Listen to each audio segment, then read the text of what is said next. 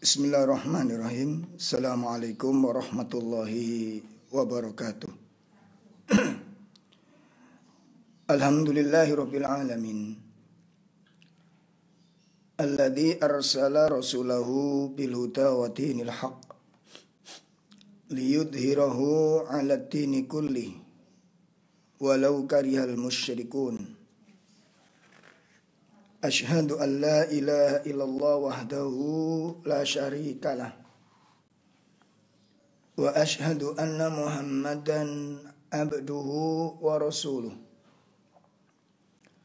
Ya ayyuhalladzina amanu taqullaha haqqa tuqatih wa la tamutunna illa wa antum muslimun. Ya ayyuhalladzina amanu taqullaha wa qulu qawlan sadida yuslih lakum a'malakum wa yaghfir lakum dunubakum wa man yuti'illaha wa rasulahu faqad faza fawzan 'azima. I'lamu anna asdaqal hadits kitabullah wa khairal hadi hadi Muhammadin sallallahu alaihi wasallam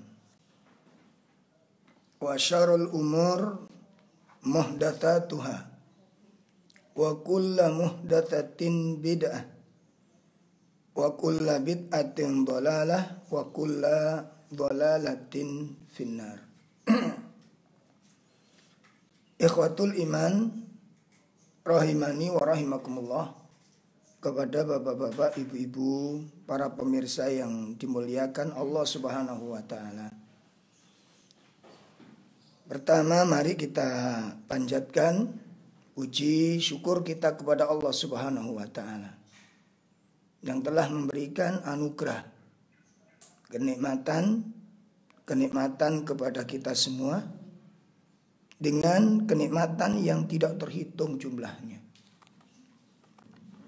Sehingga saking banyaknya nikmat, saking luasnya nikmat Allah, Allah sebutkan di dalam Al-Quran, wa in ta'uddu ni'matallahi la tuhsuha. Ya, dan jika engkau berusaha untuk menghitung nikmat Allah, tentu kalian tidak akan sanggup menghitung nikmat tersebut. Itu karena luasnya nikmat Allah. Mudah-mudahan kita menjadi hamba-hamba Allah yang pandai bersyukur atas nikmat tersebut. Bapak Ibu sekalian yang dimuliakan Allah, adapun materi yang akan kita bahas untuk kajian kita pagi ini adalah kita akan membahas tentang langkah-langkah untuk menjadi muslimah yang sholihah. Ya, langkah-langkah jalan untuk menjadi muslimah yang sholihah. Pemirsa sekalian yang dimuliakan Allah, kalimat yang kita ambil muslimah yang sholihah. Kenapa ada kalimat istilah sholihah? Apa enggak cukup dengan kalimat muslimah saja? Perlu diketahui Bapak Ibu sekalian bahwa sholihah, ya, sholihah itu adalah watak. Sholihah ini adalah sebuah karakter. Kalau orang nanti bisa mengumpulkan sifat-sifat yang mulia, kalau orang bisa memadukan akhlak-akhlak yang agung, maka dia disebut sebagai orang yang soleh. Itu kalau orang laki-laki. Memadukan berbagai macam bentuk kebaikan-kebaikan. Ya, mengumpulkan berbagai keutamaan-keutamaan. Sehingga yang namanya solih dan soliha ini itu bukan sebuah nama semata, bukan sebuah julukan semata. Ya. Sesuatu dikatakan solih dan soliha ini karena ada sebab. Ya, karena ada sebab. Yang tadi sudah kami sampaikan. Kalau orang mampu mengumpulkan berbagai macam kebaikan-kebaikan dari sisi ilmu, akidah, pemahaman, maka dia disebut seorang laki-laki yang soleh. Kalau perempuan maka disebut sebagai solihah. Jadi bukan hanya semata-mata pakaian, muslimah syar'i, ya, tidak sebatas itu. Jadi kalau orang sudah berpakaian syar'i, apa pasti dia solihah? Jawabannya adalah belum tentu. Belum tentu. Begitu juga ketika ada seorang laki-laki maupun perempuan ahli taklim. Ahli taklim. Apakah dia sudah layak disebut solih dan solihah? Jawabannya adalah belum tentu. Nah, permasalahan berikutnya adalah apakah orang tersebut mampu merealisasikan?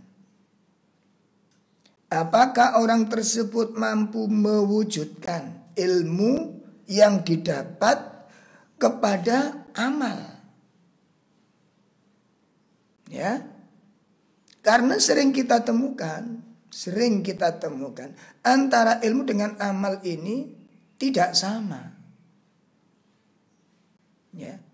Orang kalau mengkaji kan mencatat dalil, mengetahui tentang dalil. Lah mengetahui tentang dalil itu belum tentu dia mampu mengamalkan dalil.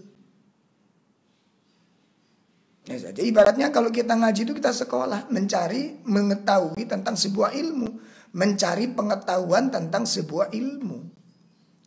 Pengejawantannya nanti setelah kita dapatkan diamalkan. Contoh, kita mempelajari ayat tentang berbuat baik sama orang tua. Ini contoh, berbuat baik sama orang tua. Dalil sudah kita ketahui dalam surat Al-Isra ada, dalam surat An-Nisa ada, di dalam surat Luqman ada, dalam surat Al-Ankabut ada perintah berbuat baik sama orang tua. Dalil sudah kita ketahui, bahkan mungkin kita sudah hafal, ya, tentang perintah untuk berbuat baik sama orang tua. Surat apa, ayat berapa, bisa jadi kita tahu, bisa jadi kita hafal. Di surat apa saja dalil untuk berbuat baik sama orang tua. Pertanyaannya, apakah orang yang sudah tahu tentang tempatnya dalil berbuat baik sama orang tua tadi itu, dia juga berbuat baik sama orang tuanya? Ya, ini contoh. Maka dia tidak disebut orang yang soleh, karena dia belum bisa melakukan ilmu tentang birrul walidain. Begitu juga seorang ibu-ibu. Ya, seorang ibu-ibu tahu dalil tentang kewajiban seorang wanita kepada suami. Dalilnya tahu, Qur'annya ini surat An-Nisa ayat sekian. Ya, nanti hadisnya riwayat ini, hadisnya sahih, bisa jadi tahu. Tapi belum tentu wanita tersebut, muslimah tersebut bisa merealisasikan dalil. Nah, ini maka tolong ini dicamkan baik-baik. Dicamkan baik-baik. Jadi kesolihan seseorang itu ketika dia mengetahui dan kemudian dia amalkan ilmu yang dia ketahui ini.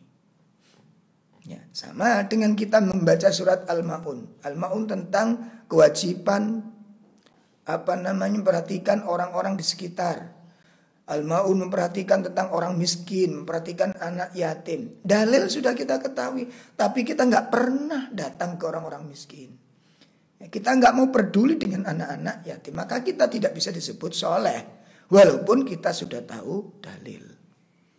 Nah, oleh karena itu, ya, pagi ini kita akan membahas langkah-langkah ini. Ya.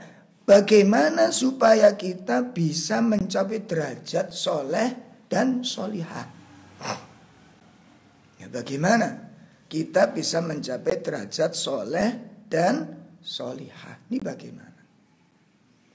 Nah, pemirsa sekalian, ibu-ibu, bapak-bapak yang dimuliakan Allah Subhanahu wa taala. Yang pertama, seseorang tidak bisa mencapai derajat soleh maupun solihah, ya, kecuali dengan taufik dan hidayah dari Allah Subhanahu wa taala. Ini yang pertama. Ini ada sekitar 5 kaidah. Akan kita bahas pagi ini. Ya. Jadi pertama yang perlu kita camkan, ya, bahwa seseorang tidak bisa mencapai derajat solih. Wanita tidak bisa mencapai derajat solihah kecuali dengan taufik dan hidayah dari Allah Ta'ala. Hal ini sebagaimana telah dijelaskan oleh Allah Subhanahu wa Ta'ala di dalam surat Al-Kahfi. Ya, dalam surat Al-Kahfi. Pada ayat yang ke-17. Ayat 17. Di kalimat yang terakhir.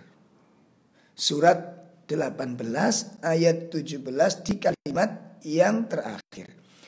Allah Subhanahu wa taala berfirman, A'udzubillahi minasyaitonir rajim, may yahdillahu fahuwal muhtadi wa may yudlil falan tajida lahu waliyan mursyida. Allah Subhanahu wa taala menjelaskan, barang siapa diberi petunjuk oleh Allah, maka dialah orang yang mendapat petunjuk. Ya, di barang siapa yang diberi petunjuk oleh Allah, maka dialah orang yang mendapat petunjuk. Dan barang siapa yang disesatkan oleh Allah, ya, barang siapa yang disesatkan oleh Allah Subhanahu wa taala, maka tidak ada yang bisa dapat memberikan pertolongan. Ya, tidak akan ada orang yang dapat memberikan pertolongan dan dia tidak akan dapat memberi petunjuk kepadanya. Tidak seorang pun yang bisa membuka hatinya untuk menerima kebenaran. Masya Allah, makanya ini tolong dicamkan baik-baik. Nah, sehingga dengan mengetahui dalil ini, tentu siapapun kita, maka kita menginginkan agar kita termasuk orang-orang yang dipilih oleh Allah untuk mendapatkan hidayah ini. Supaya kita dipilih oleh Allah untuk mendapat hidayah. Ya, sebab kalau kemudian kita dihalang-halangi oleh Allah, ditutup hati kita oleh Allah dari petunjuk ini. Ya, satu misal, ada seorang wanita selingkuh. Coba kalau orang ini sudah ditutup hatinya oleh Allah, ya, sudah dicabut benih-benih iman itu dari hatinya. Datangkan seluruh ustadz-ustadz kibar untuk menasihatinya, tidak akan berpengaruh. Coba bayangkan ini. Datangkan ustadz-ustadz kibar, kalau perlu ulama-ulama kibar. Datangkan masyayikh, para syekh-syekh yang sudah terkenal. Tapi kalau orang ini ditutup hatinya oleh Allah, maka semua nasihat itu tidak akan mampu menyentuh hatinya. Semua fatwa tidak akan mempengaruhi karakternya. Ini kalau orang sudah ditutup oleh Allah Ta'ala. Makanya ada sebuah kasus, ya. Ada seorang suami, ya, yang dia itu menganiaya istrinya, mendolimi istrinya.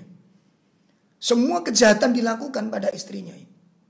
Semua kejahatan dilakukan sama istrinya. Padahal dia sudah taklim. Nah dia sudah ngaji. Nah karena dia sudah ngaji, maka istrinya pun membawa untuk bertemu dengan ustadz-ustadz. Ditemukan dengan ustadz, disampaikan kepadanya, dinasihati sama ustadz. Tidak mempan. Kedolimannya tetap berjalan. Kerusakan mentalnya tetap berjalan. Siksaan-siksaan yang diberikan kepada sang istri tidak berkurang sedikit pun. Walaupun sudah berkali-kali ditemukan dengan para asatid-asatidnya. Masya Allah, ikhwatul iman, ini merupakan sebuah bencana yang mengerikan. Ya, sebuah bencana yang mengerikan. Begitu juga ada seorang muslimah. Ya, dia banyak melakukan kedoliman kepada istri, suaminya. Pergi nggak pakai pamit. Hubungan chatting dengan laki-laki lain jenis. Ya, terus dia lakukan. Berkumpul dengan wanita-wanita. Padahal dia sudah taklim. Kata-katanya sangat tajam kepada suaminya. Coba ketika hatinya sudah ditutup oleh Allah Ta'ala, nasihat disampaikan, ya, fatwa sudah disampaikan, dalil sudah didengar, tetap saja dia tidak berubah. Oleh karena itu ayol ikhwah, maka ini ada ayat untuk bahan renungan bagi kita semua. Ya, bagi bapak-bapak, bagi ibu-ibu, ya, bagi para muslim dan muslimah yang rumongso. Ya, yang repot itu kalau nanti dia berbuat buruk nggak rumongso, ini yang paling mengerikan. Dia salah, nggak rumongso salah. Orang seperti ini nggak ada tepinya, nggak ada ujung tobatnya, nggak ada usaha untuk memperbaikinya. Kenapa? Karena dia tidak merasa bersalah. Ya Allah, lu apa ada tuh orang yang sudah ngaji nggak rumongso salah? Banyak ikhwah. Dia berbuat salah dengan istrinya, si istri berbuat salah dengan suaminya, tapi nggak rumongso. Ini yang paling mengerikan. Kenapa? Karena nggak ada ujung penyesalan. Oh, nggak rumongso salah kok. Terus bagaimana kita disebut solih, disebut solihah, kalau ternyata akhlak kita buruk? Sementara perintah Allah, perintah Nabi kepada pasangannya masing-masing kita disuruh memperlakukan dengan perlakuan-perlakuan yang baik. Ya, Masya Allah ya Allah. Maka untuk jadi renungan, bahan renungan bagi kita semua. Mari kita simak. Mari kita simak. Standar ciri-ciri orang yang mendapat hidayah itu. Standar ciri-ciri orang mendapat hidayah dan orang-orang yang disesatkan Allah. Nanti bisa kita renung. Nah kalau kita itu dengar nasihat, ya, kita habis pengajian, itu ada daya rubah nggak pada diri kita ini? Kita itu berubah itu mudah apa sulit? Ini renungannya ini. Nah, ini sangat bagus sekali untuk merenung bagi kita.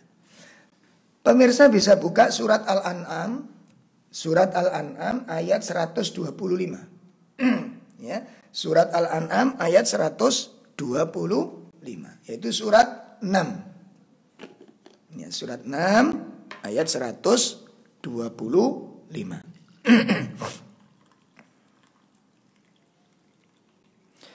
Di ayat tersebut Allah Subhanahu wa taala menjelaskan. Di ayat tersebut Allah Subhanahu wa taala menjelaskan. A'udzu billahi minasyaitonir rajim.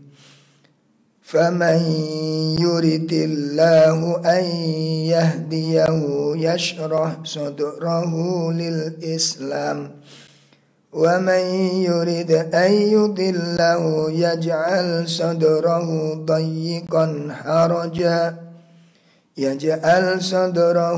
ضَيِّقًا حَرَجًا كَأَنَّمَا يَصْعَدُ فِي السَّمَاءِ Kadzalika yaj'alullahu ar-rijsa 'alal ladzina la yu'minun. Maka barang siapa yang dikehendaki Allah untuk mendapat hidayah, ya, barang siapa yang dikehendaki Allah untuk mendapat hidayah, apa cirinya? Yasrah sadrahu lil Islam. Allah akan membukakan dadanya untuk menerima Islam. Yasrah, Allah lapangkan, Allah buka dadanya untuk menerima Islam. Artinya apa? Mudah menerima kebenaran, mudah menerima nasihat, mudah berubah lebih baik. Itu ciri pertama. Simpelnya demikian. Nah gitu. Jadi kalau tanda-tanda orang yang diberi hidayah oleh Allah Ta'ala itu, diberikan taufik oleh Allah Ta'ala itu, cirinya yasrah sadrahu lil Islam. Mudah. Hatinya lapang. Artinya lapang itu mudah. Makanya orang-orang yang lapang hatinya, orang-orang yang jembar pikirannya, yang luas jiwanya, persoalan apapun mudah. Ya, persoalan apapun mudah selesai, mudah mengalah, mudah clear, mudah cair. Karena longgar pikirannya ini. Lihat orang-orang yang sempit hatinya, suka ngeyel, kepingin menang sendiri, nggak mau kalah. Lihat itu, sulit itu. Sehingga orang-orang semacam ini sulit menerima nasihat, sulit menerima ilmu. Kalau orang sudah sulit menerima nasihat, sulit menerima ilmu, buahnya apa? Sulit berubah lebih baik. Nah, makanya dari sini bapak-bapak, ibu-ibu yang kita sudah berpakaian syar'i, jangan bangga dulu. Tetap pakaian syar'i itu dipertahankan. Tapi itu bukan simbol kesolihan. Ya, itu bukan jaminan kesolihan. Ini tolong dicamkan baik-baik. Dicamkan baik-baik. Masya Allah. Ini kadang-kadang ini banyak yang tidak paham. Banyak yang kurang mengerti di sini. Jadi dikira kalau kita sudah berpakaian syar'i kita sudah solihah. Belum. Ya, belum secara mutlak. Nah, oleh karena itu ayol ikhwah kita lihat berikutnya. Ciri-ciri orang yang disesatkan Allah bagaimana? Kalau tadi kalimat pertama, tanda-tanda orang diberikan hidayah, dimudahkan hatinya menerima ilmu. Yasrah sadrahu lil Islam. Mudah hatinya menerima ilmu, mendapatkan nasihat, mendapatkan arahan mudah. Sebaliknya, wa may yurid ayyudillahu. Ya, barang siapa yang dikehendaki oleh Allah sesat. Nah, kalau orang itu dikehendaki Allah menjadi sesat, apa cirinya? Yaj'al sadrahu dayyiqan harajan. Allah jadikan hatinya itu sempit, harajan, sulit. Nah, sudah sempit ditambah lagi haraj, sulit. Ya, jadi kalau lubang pintu itu ciut sekali lubangnya itu. Masya Allah. Ini haraj. Kalau di sebuah riwayat Umar bin Khattab menjelaskan yang dikatakan haraj itu. Nah, haraj itu kalau di perkampungan itu biasanya ada bambu. Ya di kebun-kebun itu, di pedesaan-pedesaan itu ada bambu. Yang di situ tuh banyak cabang-cabangnya bambu itu yang sampai mengerumuni pohon bambu itu semuanya. Itu, kalau orang Jawa bilang itu carang.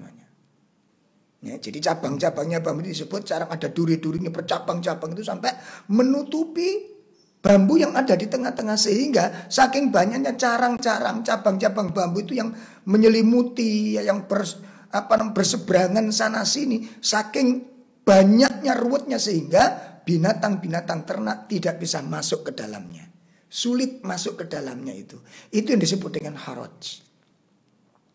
Bisa dibayangkan ini. Makanya kadang-kadang ada orang itu masalahnya sederhana, masalahnya sepele, tapi jadi ruwet. Kenapa? Karena yang menghadapi itu orang-orang yang sempit pikirannya. Kan tidak sedikit persoalan-persoalan sederhana jadi pertengkaran hebat. Persoalan-persoalan sepele menjadi pertengkaran hebat. Bahkan menjadi saling melukai, bahkan saling membunuh. Berapa banyak kasus-kasus. Bahkan kalau suami istri bisa jadi cerai gara-gara ini. Tidak menyapa gara-gara ini. Si istri memberikan hukuman pada suami, tidak mau melayani gara-gara masalah yang sepele banget. Ini kan bentuk daripada sempitnya pikiran. Coba perhatikan, seimbang enggak? Seimbang enggak? Masalah dengan sikap dan hukuman yang diberikan. Ini nanti kecerdasan, kedewasaan yang menentukan. Ya, makanya kadang-kadang ada seorang istri mengingatkan suami, lah sampeyan iki lho wis berumur, mbok yo gaya kayak gaya muda. Usia sudah 40, di atas 40 sudah mau 50, kok gayanya sudah usia 17. Ini suami enggak ngikuti gaya-gaya anak muda itu. Ini merupakan tanda-tanda suami yang disempitkan, yang menunjukkan kesempitan hatinya. Sehingga saking sempitnya jiwanya, saking sempitnya pikirannya, ka'annama yas'adu fis sama. Masya Allah. Ya, seakan-akan dia sedang mendaki ke langit. Jadi kalau dia mau menerima nasihat, dia mau menerima fatwa, ya, dia menerima saran, itu sulit untuk merealisasikan itu. Saking sulitnya itu digambarkan seperti orang mau mendaki ke langit. Artinya apa? Gak mungkin saya berubah itu. Tak mungkin.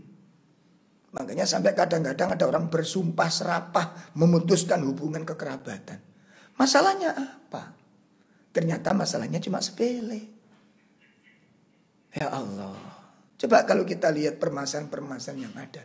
Masalah pertanahan, masalah warisan, masalah mobil, masalah motor. Ini bisa berantem tidak karu-karuan. Bisa terjadi pertengkaran hebat, menjadi permusuhan hebat. Padahal ini adalah keluarga besar. Bahkan kadang-kadang ada kakak dengan adik. Kadang-kadang orang tua dengan anak. Seperti kasus yang baru-baru ini terjadi. La haula wa la quwata illa billah. Nah, oleh karena itu pemirsa sekalian, maka untuk bisa mendapat hidayah dari Allah, bagaimana kita? Ya, supaya kita diberi taufik oleh Allah, supaya kita diberi hidayah oleh Allah, bagaimana? Yang pertama, diantaranya kita harus berdoa, minta tolong kepada Allah. Nih, serius, yang serius kalau minta ini, karena ini yang paling mahal dalam hidup ini. Ya. Coba sekuat apa kita minta hidayah kepada Allah itu. Ya, sekuat apa kita?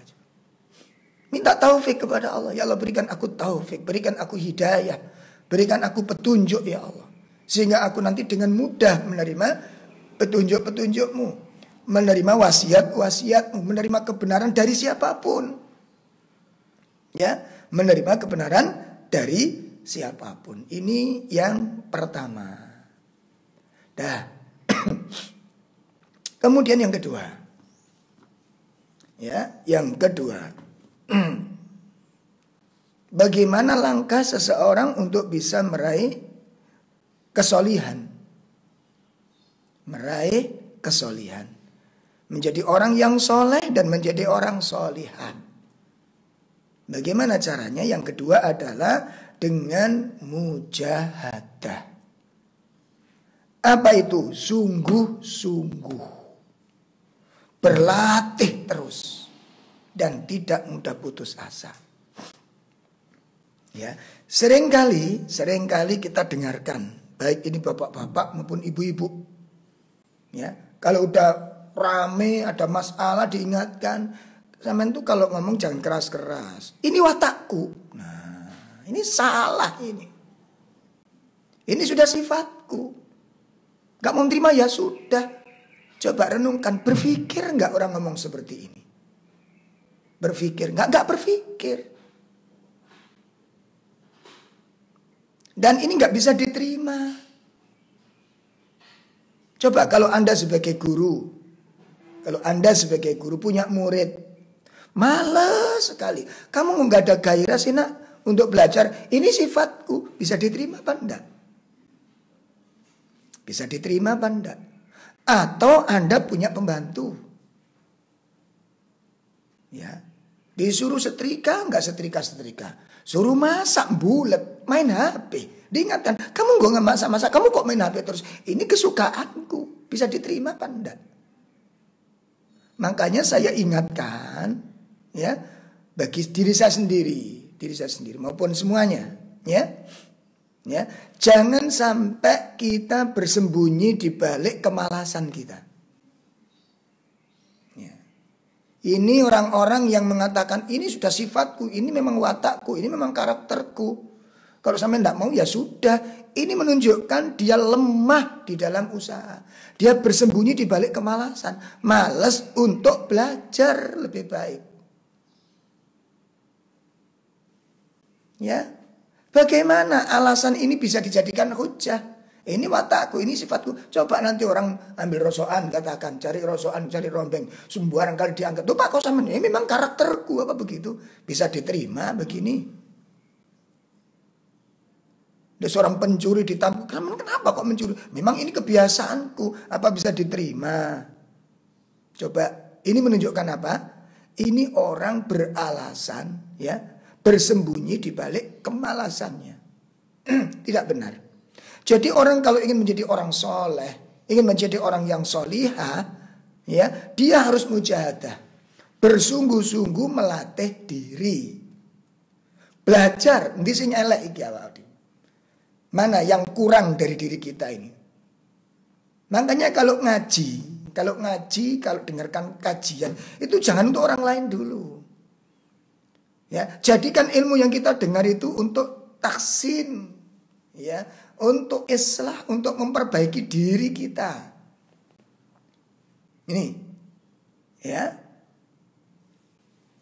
Kalau nanti orang ini lemah kemauannya di dalam menata diri, coba orang nggak biasa sembrono. Makanya apa nih? Sering saya lihat di lapangan ya, baik bapak-bapak maupun ibu-ibu itu. Kadang-kadang habis sholat geletak, udah gak zikir dia, eman kan. Ternyata apa itu kebiasaan. Hal-hal yang dia remehkan, yang sederhana ini, itu nanti membawa kepada efek-efek yang lain. Lu lanjutkan. Ya, habis salam itu, assalamualaikum warahmatullahi wabarakatuh, assalamualaikum warahmatullahi wabarakatuh. Ya, zikir. Di situ ada keistimewaan. Barang siapa yang habis salam, kemudian dia berzikir kepada Allah, beristighfar, membaca tasbih 33 kali, baca tahmid, baca takbir 33 kali, ditutup dengan tahlil, maka semua dosanya sebanyak buih di lautan itu diampuni oleh Allah. Apa nggak butuh kita ini? Ternyata banyak ikhwan-ikhwan itu habis sholat geletaan, habis sholat sandar, main HP, jawab WA. Apa nggak penting? Dari sini kemalasan itu muncul. Nih. Dari sini ketidaksungguh-sungguhan itu lahir. Meremehkan sesuatu yang dianggap sepele. Akibatnya apa? Akibatnya dia pun meninggalkan sholat qobliyah ba'diyah. Meninggalkan ibadah-ibadah yang lain. Dan ini kalau sudah terbiasa ikhwah, sudah terbiasa, ya, maka dia akan remehkan, dia tinggalkan banyak amal-amal yang utama. Dan ini musibah. Dan itu tanda-tanda sakitnya hati. Nggak sadar tuh, nggak sadar. Oleh karena itu di beberapa dalil ada sebuah hadis Nabi Sallallahu Alaihi Wasallam mengatakan, ya, Nabi berpesan kepada para sahabat, ihris ala ma yanfa'u. Ada dalam hadis ini ada 3 pesannya yang saya nukil, benar agak panjang hadis ini. Ihris ala ma yanfa'u. Kata Nabi, bekerja keraslah kamu. Khirsun itu dari kata-kata ikhris itu dari kata-kata khirsun. Khirsun itu rakus. Artinya apa? Kerja keras. Ya, bekerja keraslah kamu ala ma yanfa'u untuk mendapatkan sesuatu yang bermanfaat kepadamu. Ini pesan Nabi yang pertama. Ikhris ala ma yanfa'u. Bekerja keraslah kamu untuk mendapatkan sesuatu yang bermanfaat kepadamu. Kerja keras. Cari ilmu, kerja keras. Untuk memahami ilmu, kerja keras. Termasuk untuk menjadi orang yang solih dan solihah. Menjadi orang yang sabar. Menjadi orang yang lapang. Menjadi orang yang qanaah. Menjadi orang yang tawadhu. Ini butuh pembelajaran dan ini butuh perjuangan. Butuh kerja keras. Ya, antum tidak kerja keras, nggak bisa mendapat sesuatu yang bermanfaat. Yang ngaji, ya dapat ilmu, dapat dalil, tapi pancet akhlaknya pancet. Coba evaluasi, ikhwah maupun akhwat, bapak-bapak maupun ibu-ibu, selama ngaji ini berapa sifat yang sudah berubah? Ya, berapa sifat kita yang sudah berubah? Sifat, ya bukan cuma penampilan dohir. Kalau penampilan dohir sudah jelas.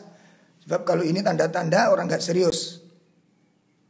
Lalu nggak berubah-berubah dohirnya. Tapi perubahan dohir itu bukan sebuah kunci segala-galanya. Sifat kita terutama. Ayo sudah berapa sifat yang sudah berubah, yang mampu kita rubah? Apa sifat itu bisa dirubah? Bisa. Makanya Nabi mengatakan apa? Ikhris alama yanfu. Bekerja keras kamu untuk mendapatkan sesuatu yang bermanfaat. Yang kedua apa kata Nabi? Wasta'in billah. Minta tolong kepada Allah. Nah kan ketemu dengan poin pertama tadi. Minta tolong kepada Allah. Makanya di dalam doa hidayah itu, ya, di dalam doa hidayah itu gimana? Allahumma arinal haqqo haqqo. Ya Allah tunjukkan kepadaku yang benar itu benar. Selesai? Enggak. Yang kedua berikutnya apa? Ya. Warzuqni ittiba'ah. Berikan kemampuan kepadaku. Berikan kekuatan kepadaku ittiba'ah untuk mengikuti kebenaran. Perhatikan doa ini ikhwah. Sangat indah. Sangat dalam. Hah? Ya Allah, tunjukkan kepadaku yang benar itu benar. Dan berikan kemampuan untuk mengikuti kebenaran tadi itu. Sangat luar biasa. Jadi nggak cukup ya tunjukkan kepadaku kebenaran. Selesai. Doa berikutnya tidak dibaca. Enggak. Berikan kemampuan. Berikan kekuatan kepadaku. Berarti yang memberikan kekuatan untuk mengikuti kebenaran Allah. Minta makanya. Wasta'in billah. Minta tolong kamu kepada Allah. Ini. Ya buktinya tadi kita ya. Coba bagaimana sifat-sifat suami yang tidak baik pada istri satu misal. Pelit, berkata kasar, mukul, atau apa sajalah gitu ya. Itu belum tentu orang-orang yang sudah memahami sifat-sifat ini mampu meninggalkan sifat itu. Termasuk istri. Termasuk para istri. Apa sifat-sifat yang tidak baik seorang istri kepada suami, apa saja. Ini ketahui dulu sifat-sifat. Setelah itu baru dicocokkan. Aku punya sifat ini apa enggak. Itu baru ketemu nanti ikhwah. Nah, oleh karena itu 3 pesan dari Nabi ini, Masya Allah. Ya, 1, bersungguh-sungguh. Belajar. Bersungguh-sungguh merubah. Bersungguh-sungguh untuk mencapai kebaikan. Yang kedua, minta tolong kepada Allah. Yang ketiga, wala ta'jas. Jangan merasa lemah. Jangan putus asa. Ya, jangan putus asa. Itu tantangan bagi kita semua. Ini pesan Nabi yang pertama. Hadis diriwayatkan oleh Imam Muslim. Kemudian dalam riwayat yang lain. Nabi SAW mengatakan al-ilmu bita'allumi. Ya, al-ilmu bita'allumi. Ilmu itu bisa didapat dengan sungguh-sungguh belajar. Ya, al-ilmu bita'allumi. Ilmu itu bisa diperoleh dengan sungguh-sungguh belajar. Serius untuk belajar. Wal hilmu bitahallumi. Sifat sabar. Nah, ini yang kadang-kadang kita ini enggak isoan kita ini. Ya. Sifat sabar itu dengan apa? Dengan bitahallum. Dengan apa? Membiasakan diri untuk sabar. Makanya kalau orang itu tidak punya sifat sabar ibu, Masya Allah, itu aibnya banyak. Ya Allah, aibnya banyak. Potensi berbuat buruk itu banyak sekali. Kenapa demikian? Sebab sifat sabar itu gudangnya sifat-sifat mulia yang lain. Saya ulangi, sifat sabar itu gudangnya sifat-sifat mulia yang lain. Artinya kalau orang itu punya sifat sabar, maka sifat-sifat yang mulia pasti ada di dalam diri orang itu. Pasti. Sekarang coba lihat. Siapa pemilik sifat pemaaf? Siapa? Hah? Siapa orang yang memiliki sifat pemaaf? Orang yang sabar. Orang nggak sabar nggak mungkin dia menjadi pemaaf. Dendam dia, marah dia, disimpan marahnya. Ya, satu. Ya. Kemudian lemah lembut, al-layyin, ar-rifqu. Sifat lembut siapa pemiliknya? As-sabr. Nggak ada ceritanya orang nggak sabar punya sifat lembut. Coba kalau orang sudah nggak punya sifat pemaaf, nggak punya sifat kelembutan, ya Allah, pemiliknya as-sabr, pemilik kesabaran. Al-ana, sifat tenang, lawan dari gegabah. Jadi kalau ada masalah itu tenang dia mensikapinya itu. Sekarang coba bandingkan dengan kita. Ya, bandingkan dengan kita. Apakah kita itu juga punya sifat al-ana, tenang kalau ada problem, ada berita, heboh kita, belum jelas beritanya. Tapi orang-orang yang sabar tenang. Berita, problem, persoalan yang datang tiba-tiba disikapi dengan tenang. Itu buah dari kesabaran al-ana, melahirkan sifat tenang. Ya. Adapun pemarah, orang-orang yang tidak memiliki sifat sabar, sifatnya apa? Istijal, tergesa-gesa, atau gegabah. Betapa buruknya, betapa buruknya. Ya, baik secara individu, agama maupun urusan dunia. Antum lihat segala sesuatu yang melahirkan sifat gegabah, ceroboh, ya, tergesa-gesa, antum lihat hasilnya. Ada berita langsung respon, ada kabar langsung respon, padahal belum apa-apa.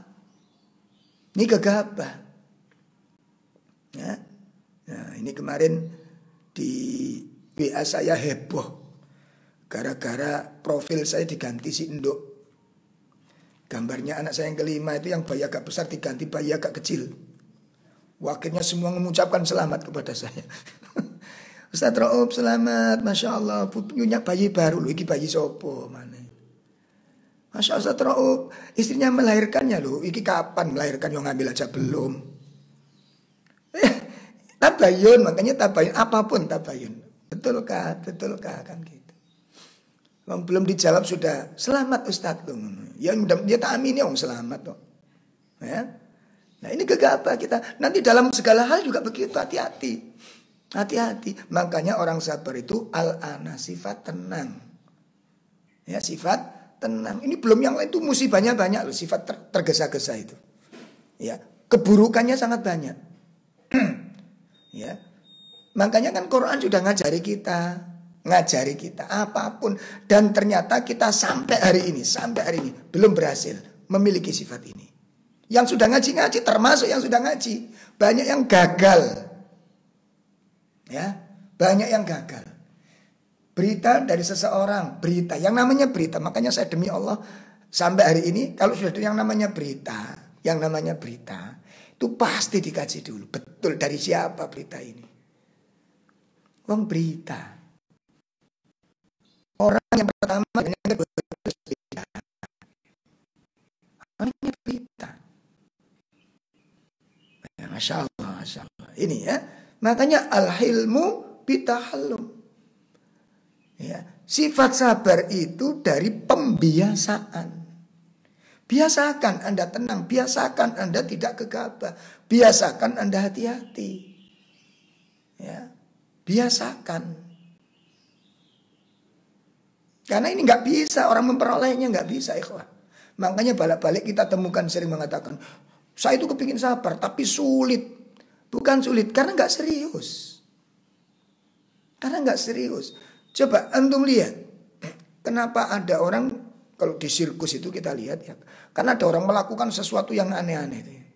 Ya menggigit gelas itu sebanyak 50 gelas, ya ke atas itu, 50 gelas ke atas, bisa digigit sambil naik sepeda. Kenapa kok bisa melakukan hal-hal yang aneh ini? Itu karena dia pembiasaan, dia latihan. naik sepeda roda satu, begitu lihai, jungkir balik dia bisa. Kenapa? Karena dia latihan. Karena dia belajar, membiasakan diri untuk sesuatu itu. Akhirnya dia dapatkan sesuatu. Ya, al-hilmu bitahallumi. Kemudian Nabi menyebutkan berikutnya, wa may yatakharra khaira yu'tah.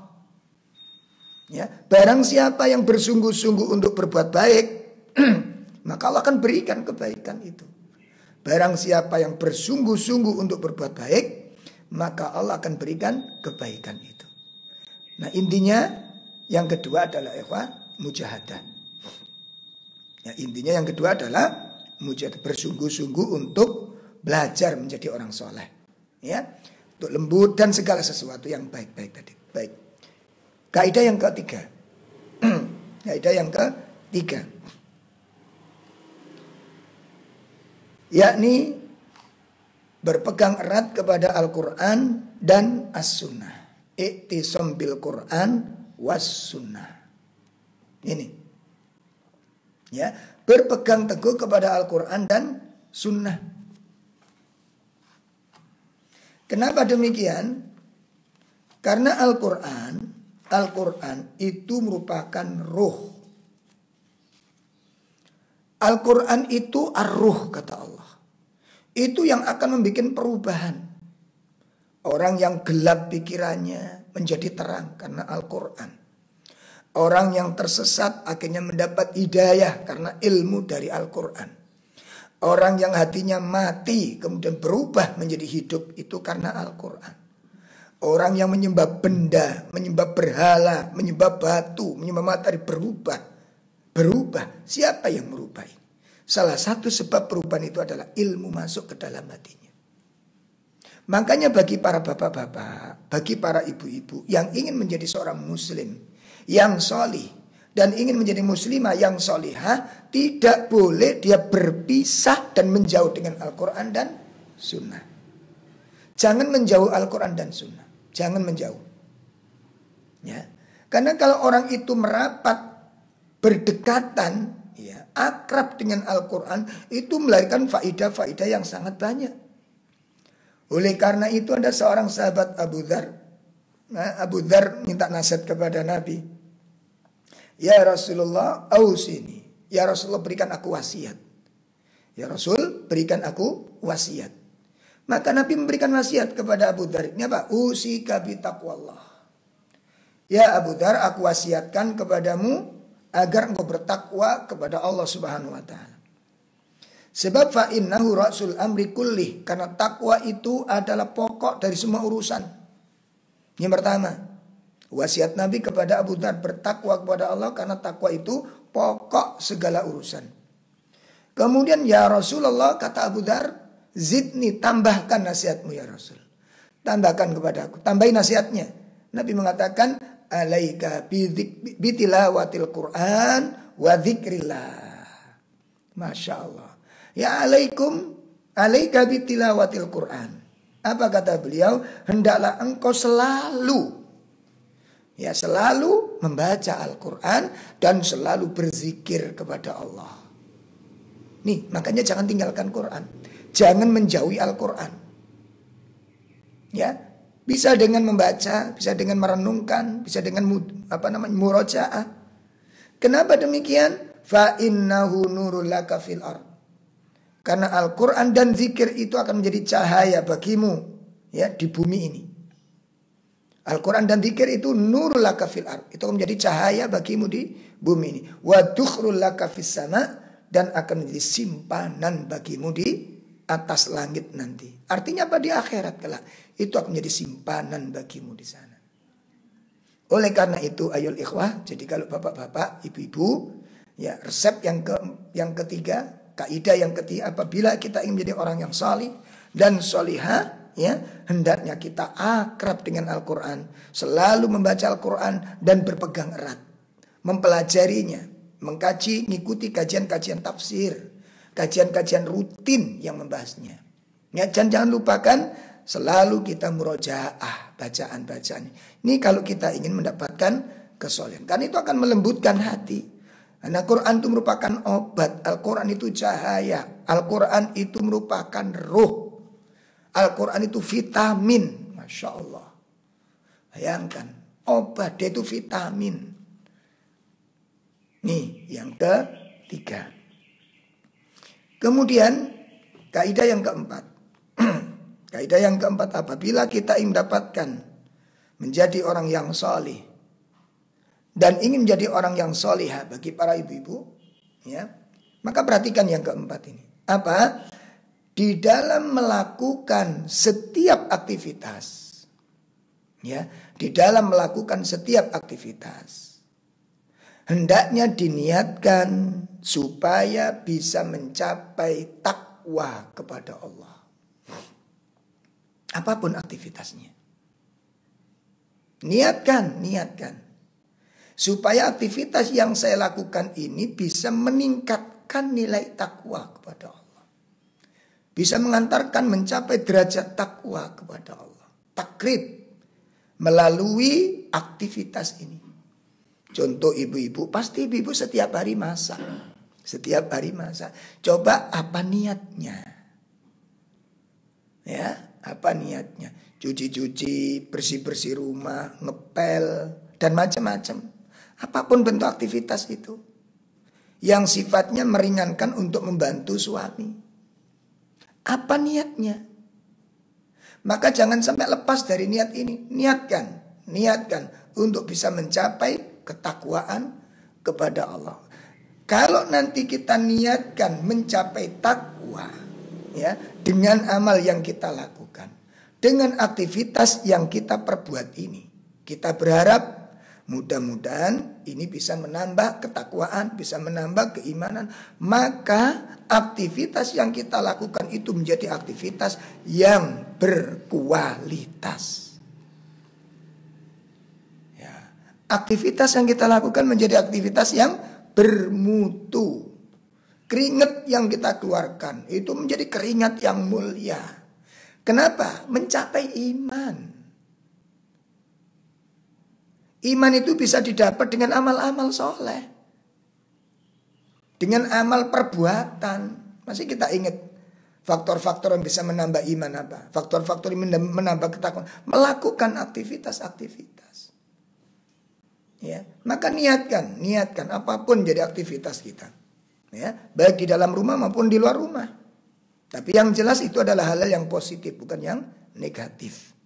Nah, ya, niatkan untuk mencapai ketakwaan kepada Allah. Niatkan untuk mencapai iman, sehingga nanti aktivitas kita, capek kita, keringat kita, letih kita, itu memiliki nilai-nilai yang sangat agung di sisi Allah Ta'ala. Ya, sesuatu yang sangat mulia di hadapan Allah Ta'ala. Kenapa? Nilainya iman. Coba, kalau sesuatu sudah bernilai iman, gak ada yang gak bernilai. Di hadapan Allah pasti mahal semua itu. Sehingga disinilah nanti itu tenaganya orang mukmin. Ya Allah, tenaganya orang mukmin, keringatnya orang mukmin, waktunya orang mukmin, sampai nafasnya orang mukmin akan dinilai oleh Allah, ditukar oleh Allah dengan surga. Ya Allah, ini loh, keringat kita, tenaga kita, capek kita, sampai waktu kita, nafas kita ditukar oleh Allah dengan surga. Kenapa? Ketika ini diniatkan, diletakkan di atas iman. Diletakkan di atas iman. Hal ini sebagaimana dijelaskan oleh Allah Subhanahu wa taala. Ya, mari kita simak dan ini mari kita jadikan dalil, ya. Kita jadikan dalil.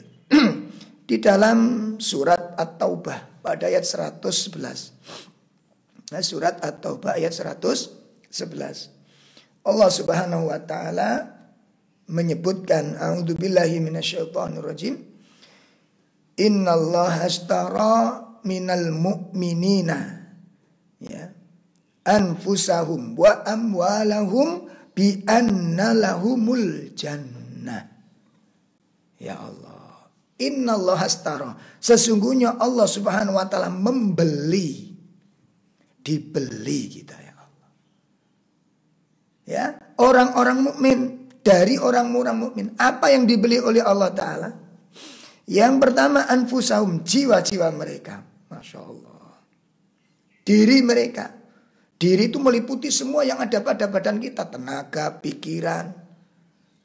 Ya, makanya kalau kita nanti bantu mikir masalah keluarga, letakkan untuk mencapai iman.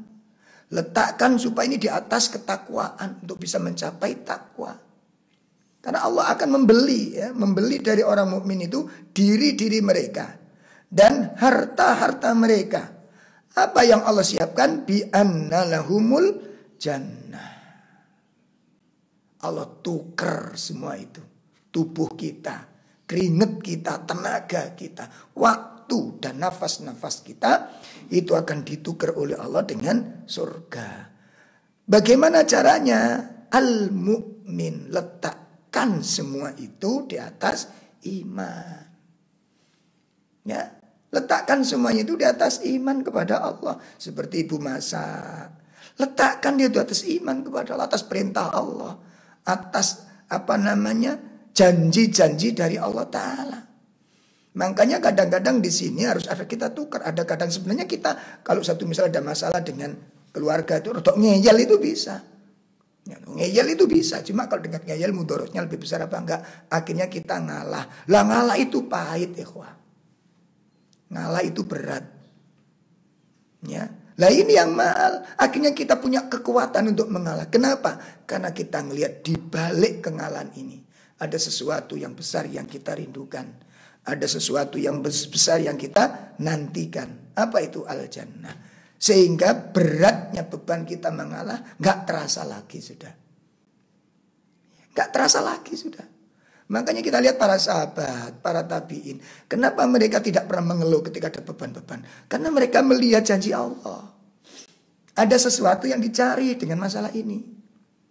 Di balik sabarnya mereka, di balik kesederhanaan mereka, di balik penderitaan mereka, di balik semuanya itu, bi anna lahumul jannah. Perjalanan jauh jadi terasa dekat, beban berat terasa ringan, persoalan sulit jadi kelihatan mudah. Kenapa? Karena ada sesuatu yang diinginkan. Apa itu? Al-Jannah. Ini kaidah yang keempat. Apabila seseorang ingin betul-betul mendapatkan kesolihan, apabila seseorang ingin mendapatkan menjadi orang-orang yang soleh dan menjadi orang-orang yang solihah, maka dia harus setiap perbuatan, setiap aktivitas yang dia lakukan hendaknya disandarkan untuk bisa mencapai ketakwaan dan keimanan. Contoh coba kita lihat, ngeramut orang tua yang sudah tua itu berat apa ringan? Nah ya coba, sudah gampang marah, sudah gampang tersinggung, ya. Belum lagi kita yang berbuat baik itu kadang-kadang gak ditampakkan, gak diakui sama orang. Ini berat. Tapi kalau kita ngelihat ada janji Allah, sehingga kita lupa dengan sikap orang tua ini. Kita bisa lupa itu, ikhwah. Kita nggak ngurusi ucapan orang tua ini. Bukan kita meremehkan orang tua, enggak. Tapi sikap orang tua yang nggak menghormati pekerjaan kita itu jadi ringan nanti. Karena memang watak orang tua demikian. Ya, begitu juga dengan bertetangga nantinya.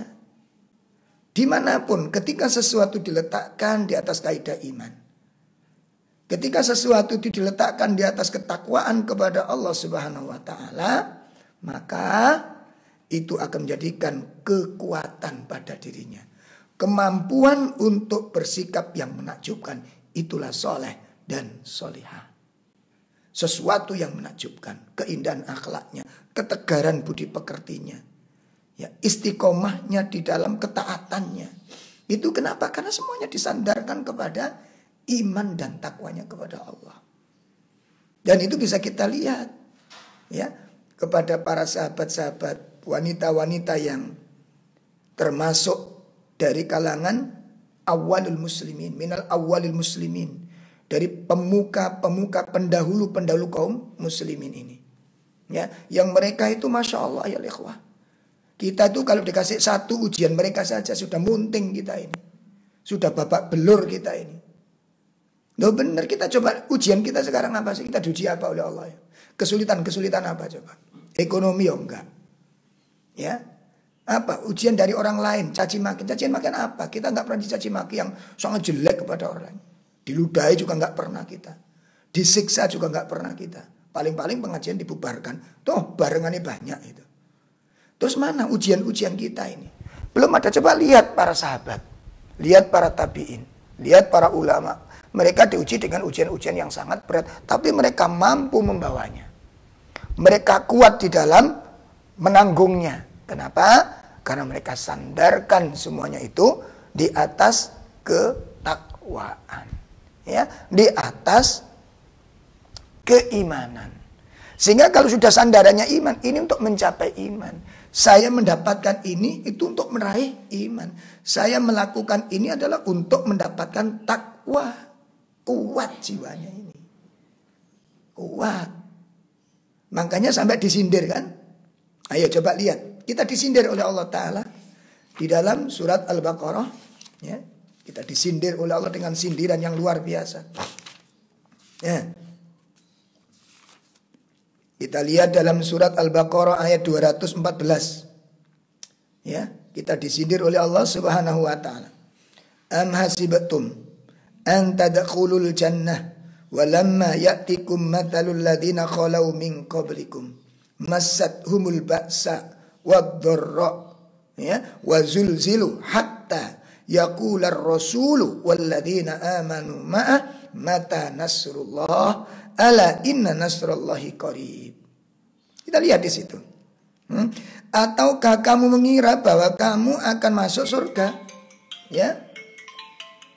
Padahal belum datang kepadamu cobaan, belum datang kepadamu ujian yang dialami orang-orang terdahulu sebelum kamu.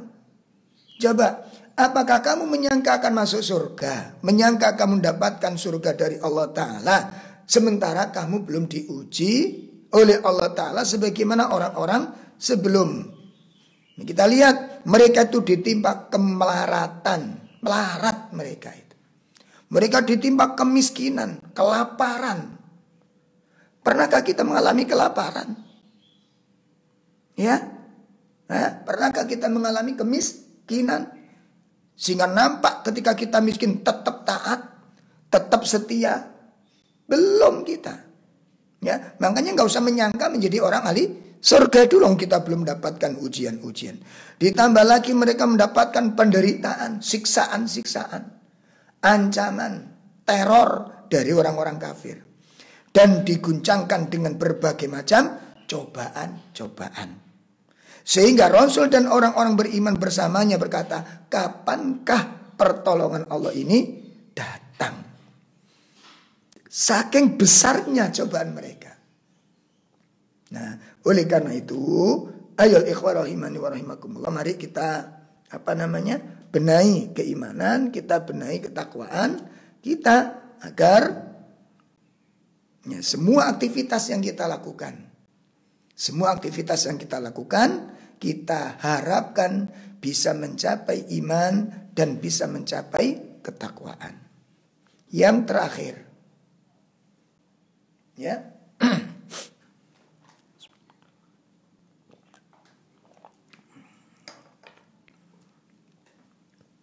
Yang terakhir, agar kita menjadi seorang yang soleh dan menjadi seorang yang solihah.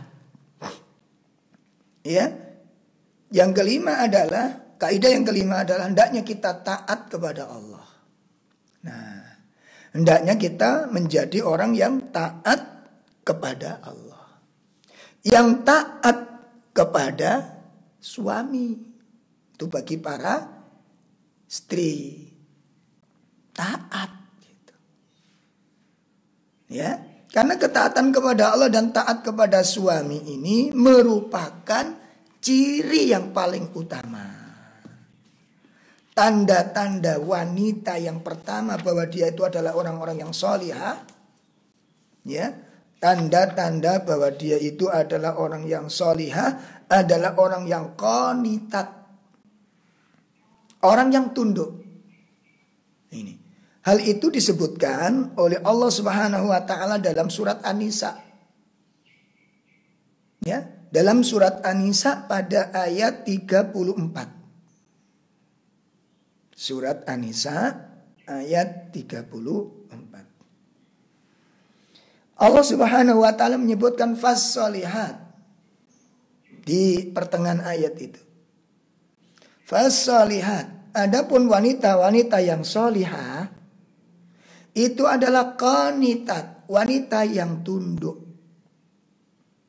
Ya, wanita yang tunduk, yang taat kepada Allah dan yang taat kepada suami. Ini. Nah, nanti praktek ketaatan itu kayak apa? Macam-macam ayo ikhwah. Sampai disebutkan oleh Nabi SAW dan ciri-ciri wanita yang salihah. Idza nadharka saratka. Satu, ciri-ciri wanita salihah itu adalah al-mar'atu salihah idza nadharka saratka. Apabila engkau suami melihat istrimu, maka istrimu itu menyenangkan hatimu. Jadi ciri ni wong wedok nek salihah niku, pertama, nek sing lanang sing delok, laki-laki ngelihatnya itu, laki-laki itu jadi seneng. Senang lihat istrinya. Nah, senangnya suami kepada istri ini ada dua. Satu, penampilan. Makanya kalau di rumah berpakaian seperti yang diinginkan oleh suami Anda. Ya, kadang-kadang kita enggak. Iki kelambi kesenangan aku. Kalau suami kurang suka, udah ganti aja lah biar senang suami Anda. Sehingga itu nanti ada yang Anda banggakan di hadapan Allah Ta'ala. Ini yang kemudian melahirkan sebuah hadis. Ya.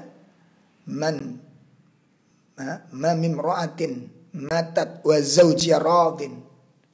Wanita mana saja yang meninggal, yang mati, lalu suaminya ridho. Ya. Kalau ada seorang wanita mati, terus suaminya ridho. Yang dimaksud ridho di sini bukan ridho dengan kematiannya. Yang dimaksud istri meninggal, suami ridho itu adalah selama istri ini mendampingi suami, akhlak-akhlak si istri ini membuat ridho suaminya. Maka dia mendapatkan jaminan al-jannah. Bayangkan. Makanya kalau udah di rumah, di dalam rumah berdua, ya, coba apa yang disenangi oleh suami Anda. Dan ini ayol ikhwah berangkat dari iman. Berangkat dari iman. Ya, berangkat dari iman. Pakaian yang apa yang disukai suami? Apa? Oh, di dalam rumah kok. Dan itu saat Anda untuk menunjukkan, membahagiakan. Ini pertama ya. Jadi yang faktor menyenangkan suami itu satu, penampilan. Makanya nggak boleh ya istri berhias untuk arisan, istri berhias untuk pertemuan rapat sama anak, istri buat untuk reuni, nggak bener ini. Dan itu sekarang yang lagi tren. Ya, di rumah coba apa, pakaiannya modelnya apa, parfum apa, boleh silakan. Wong di dalam rumah kok. Apa kesukaan, tawari suaminya. Pakai parfum apa yang dia suka. Itu kalau jenis parfum. Ya. Kalau pakaian yang model bagaimana? Tawarkan suami. Nah, ini kadang-kadang kita ini gengsi. Ya, kadang-kadang gengsi. Dan ini demi apa? Demi hidupnya hubungan komunikasi suami istri.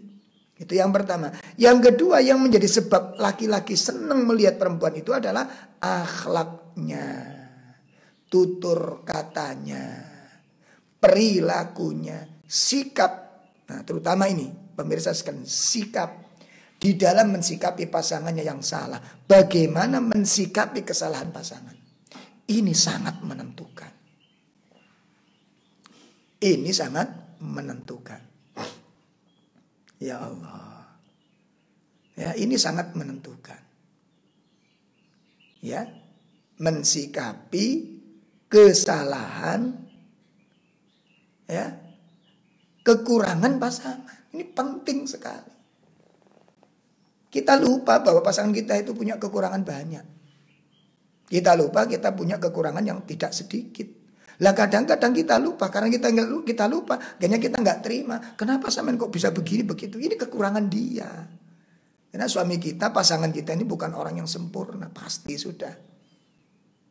Nah, di saat-saat seperti inilah yang kemudian kita diperintahkan. Itu yang pertama cirinya. Apabila si suami melihat istri berusaha menyenangkan pandangan suami. Yang kedua ciri-cirinya adalah idza amartaka, ya. Idza apabila engkau perintahkan atau dia taat kepadamu. Jadi kalau suami memerintahkan istri taat. Sampai digambarkan, ini kan gambaran. Kalau seandainya suamimu itu memanggilmu, ya, di saat kamu sedang masak di dapur, untuk diajak tidur bersama, datang kepada, ini kan gambaran. Atau sampai ketika diajak untuk di atas keledai, kamu taat. Ini menunjukkan apa? Saking besarnya kewajiban ketaatan seorang istri kepada suami. Toh itu juga nggak mungkin dilakukan oleh suami-suami Anda, toh nggak mungkin gitu loh.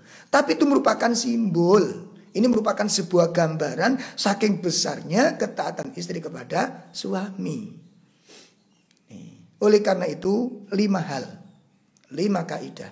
Ini kalau dimiliki seorang laki-laki, dimiliki seorang wanita muslimah, dia berhak disebut sholih dan wanita tersebut berhak mendapatkan gelar as-sholihah.